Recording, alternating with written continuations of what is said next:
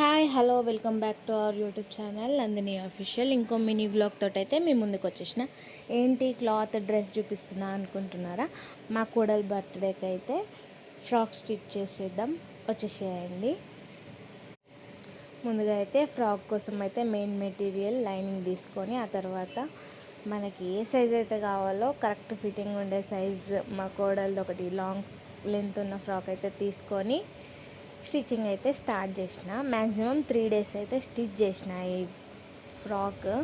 అంటే 3 days అంటే కంప్లీట్గా మార్నింగ్ టు ఈవినింగ్ కాదు, నాకు వీలున్న టైంలో అయితే కొంచెం అలా స్టిచ్ చేసిన. ఫస్ట్ టైం ట్రై చేసిన, ఫస్ట్ టైం స్టిచ్ చేసిన. అన్నీ ఫస్ట్ టైం, ఎక్కడ చూడలే, ఎక్కడ నేర్చుకోలేదు.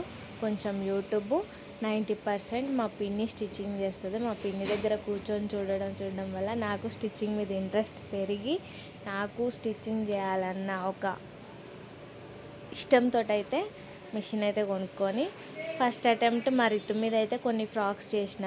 అవి సక్సెస్ అయినాయి. అవి చిన్నవి, సక్సెస్ అయినా ఏదైనా చిన్న ఫ్రాక్స్ కాబట్టి ఏదో అనుకోవచ్చు. డైరెక్ట్గా మా కోడల మీదనే ప్రయోగం చేద్దామని ఫస్ట్ అటెంప్ట్ ఏ ట్రై లేకుండా డైరెక్ట్ మెయిన్ క్లాత్ మీదనే ట్రై చేసిన. అస్సలు ఎక్స్పెక్ట్ చేసిన దానికంటే ఫ్యాబులస్గా అయితే ఫ్రాక్ వచ్చింది. నేనైతే ఫుల్ హ్యాపీ, సాటిస్ఫాక్షన్ అయినా. ఇక్కడ సగం డ్రెస్ అయినాకనే మా కోడలు చూడండి, వేసుకొని చూడంటే మొత్తం వేసుకొని డ్యాన్స్ వేస్తుంది, మొత్తం స్టిచ్ చేయలేదు. కంప్లీట్ మెజర్మెంట్స్ కోసం అయితే ఒకసారి వేసుకొని చూడమన్నా, వేసుకొని అయితే డ్యాన్స్ వేస్తుంది. సూపర్ కుట్టినావు అక్క, నువ్వే నాకు కుట్టినావు, ఇది అది అనుకుంటా నన్ను అయితే చెట్టు ఎక్కిస్తుంది. 11:30 ఆ టైం వరకు అయితే కుట్టిన సగం. ఆ తర్వాత ఫస్ట్ డే నేను కుట్టడము.